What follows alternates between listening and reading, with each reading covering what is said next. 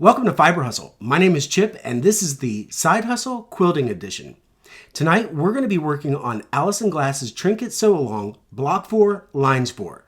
So, grab your favorite beverage, and let's get started.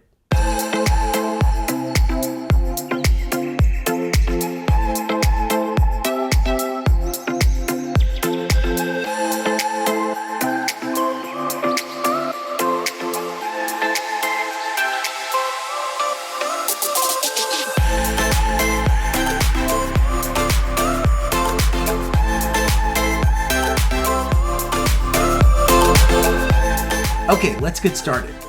So today we're working on block 4, lines 4.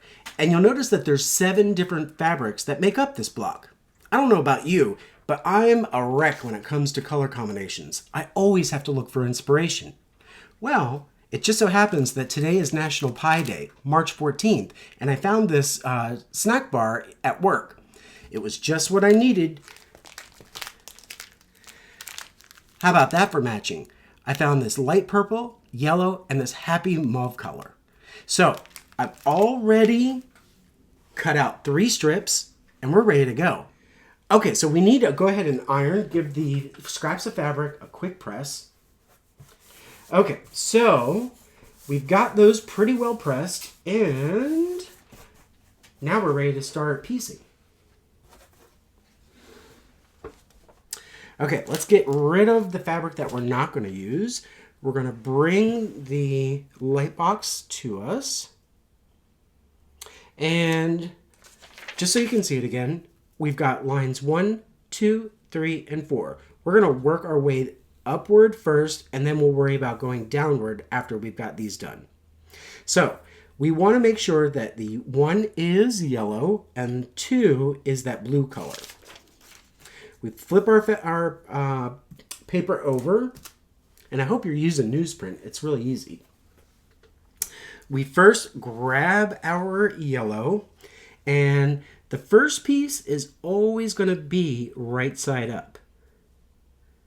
So what I'm going to do is just check. We know that we've got enough overhang, so this is going to span the entire block, and then we're going to put our purple face down and we match up the line and get ready to sew. Now, this is where, again, you could either use pins or not. I'm going to pinch and flip.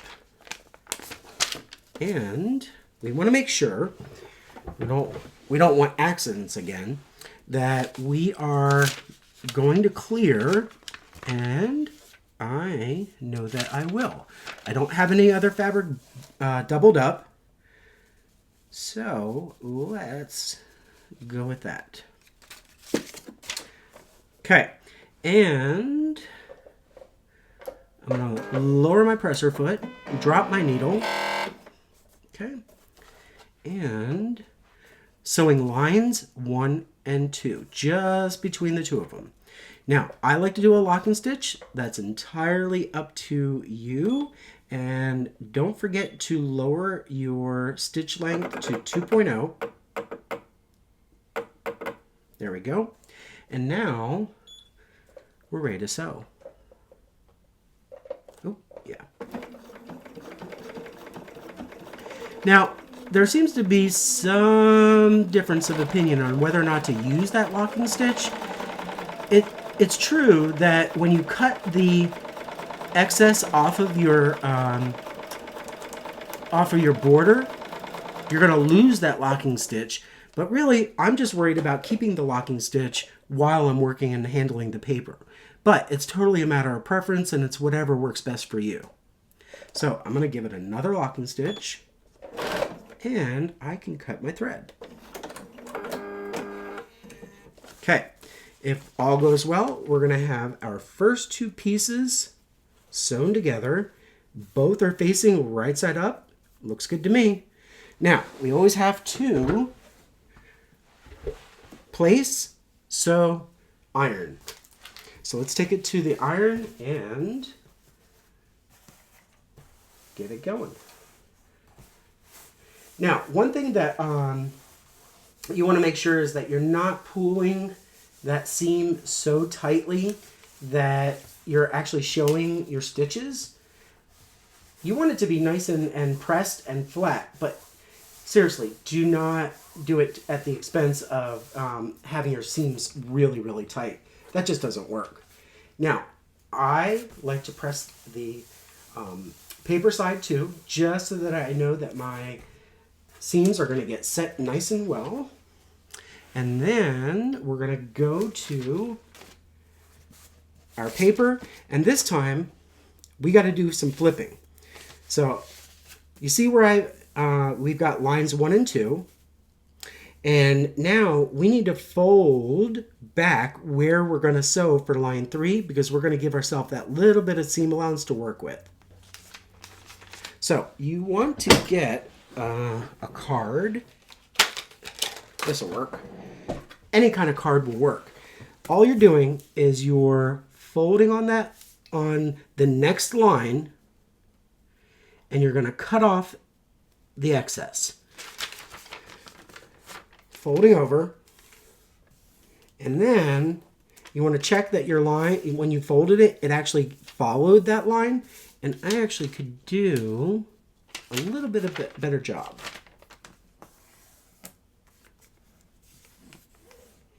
Sometimes people use a business card. You can use I wouldn't use a credit card because it's probably too thick. But once you've got it folded over, you take your add a quarter ruler, and there's going to be a ridge. It's actually going to lock right there, and it won't let the ruler travel any further. So this is where you get your nice, freshly changed rotary cutter, and you cut your excess fabric. Okay, now we're going to work on attaching 1 and 2 to 3. So this time I'm going to need, what is number 3? 3 is also yellow, but I didn't leave myself any extra, so I'm going to steal a little bit of this yellow.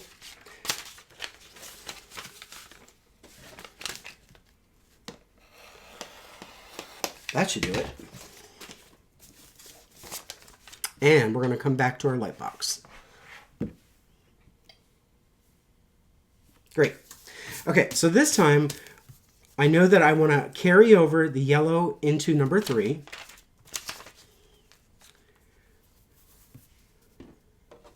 So now I'm going to take face down, and I'm going to hang over just a bit.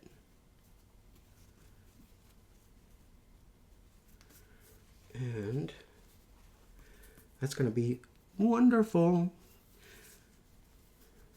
Okay, so I've got my top fabric face down, and I've got it lined up with 2. I'm going to pinch, bring it back to the sewing machine, and I'm sewing on line 2. I'm going to drop my needle and give myself a locking stitch, and away we go.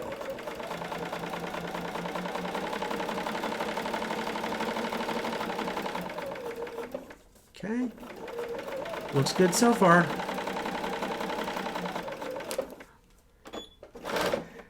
I don't know if I mentioned it, but I also like to lower the speed of the needle, and that way I know that I'm not going to get ahead of myself. So now we have our first stripe. Looking good so far, but I still need to press it.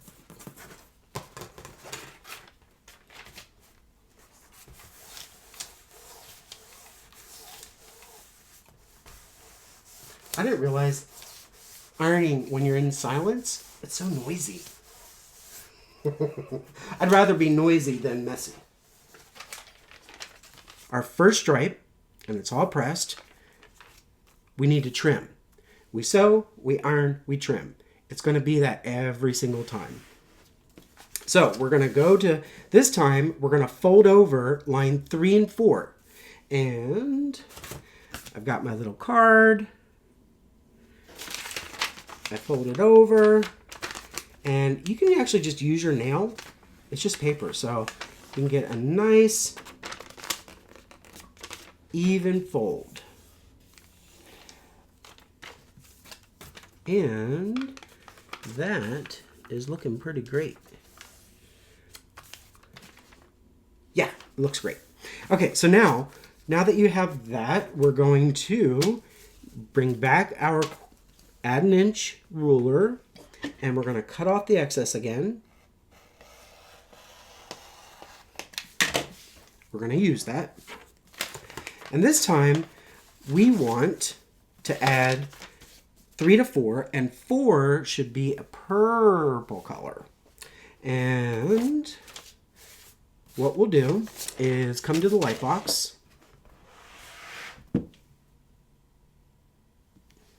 And we are going to flip our paper over. And this time, all we have to do is go on this line, which now that we've given ourselves our seam allowance, everything is just matching lines. Great. So now we've got that lined up, and we know that it's big enough that when we flip it over, it's going to cover this entire triangle area. Okay, so we're going to drop our needle, and we're going to lock our stitch, and away we go.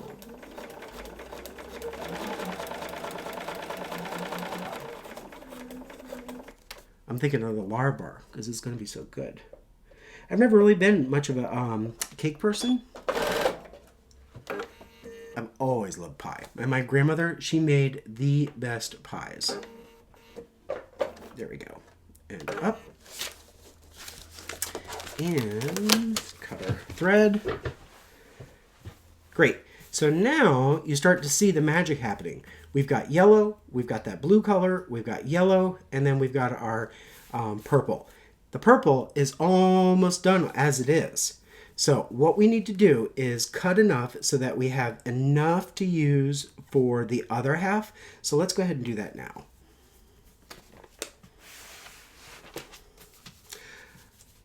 First thing I'm going to do is press so that when we do cut, I'm not cutting too much. And now it's time to trim. So ordinarily I would take about that much, and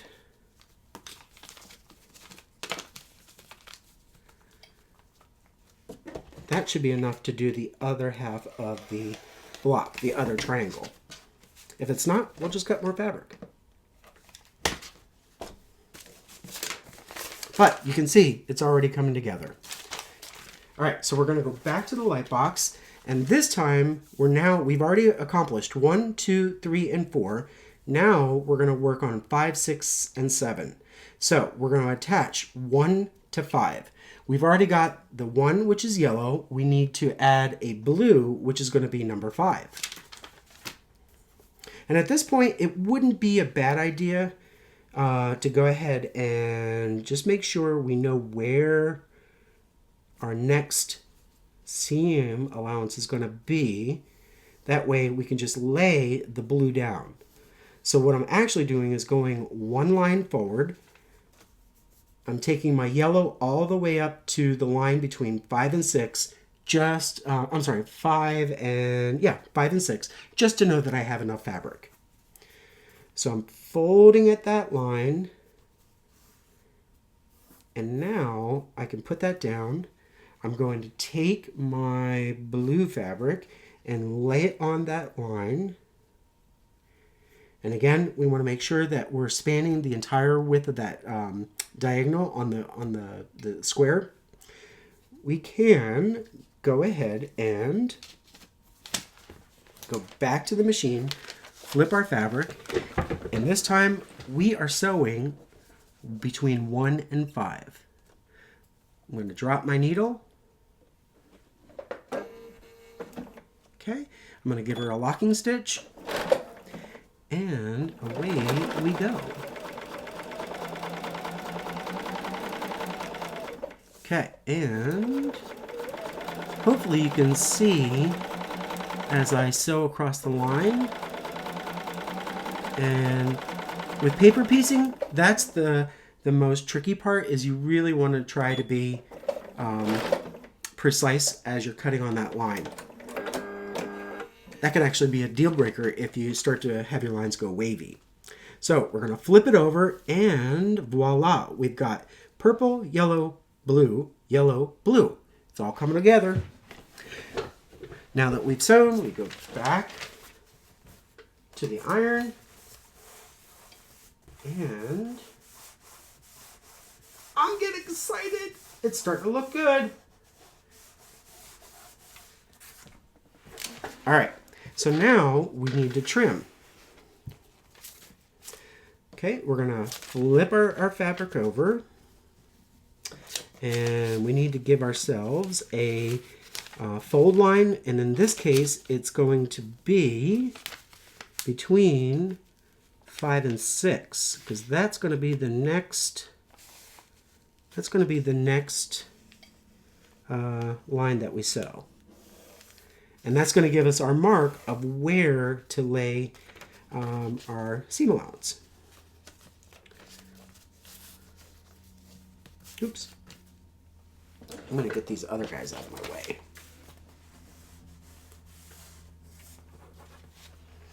There we go. So we've got that, and we fold it over 5 and 6, and we've got our add a line, and all we do is cut. Great. Okay, so we're going to give it another press and do the top side. Hey, that looks pretty good. All right, so now we're working on attaching number 5 to number 6. And 5 is the blue, 6 is going to be another piece of yellow. So this time we're going to go back to yellow, and we want to give ourselves enough so that we can flip it over.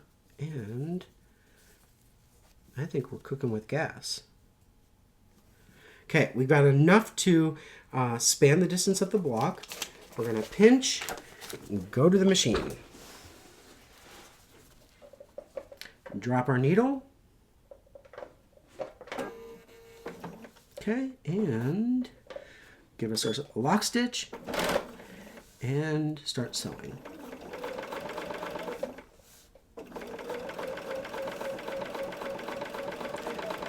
I'm still thinking of that cherry pie Luna bar.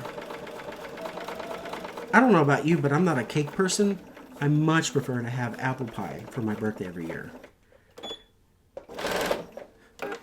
Okay, so raise our needle. Actually, we'll just cut our thread, and let's flip her over. Voila, we now have a yellow stripe. Looking pretty good.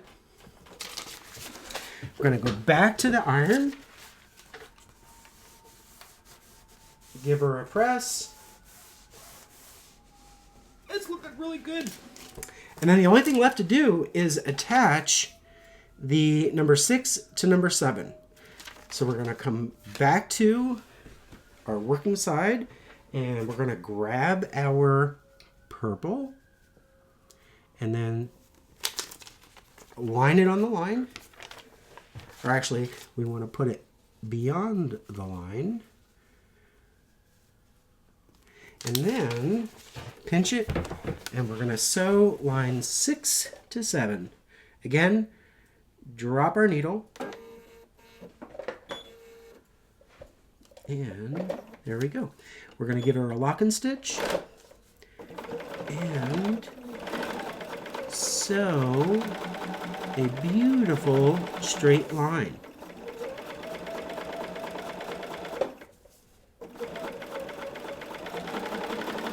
Okay, great. Locking stitch, cut our thread, and now we should be able to flip it over, and we've got a really beautiful work in progress. Okay, we need to give it one more good press. That is all the sewing that we have to do for this block. No big deal.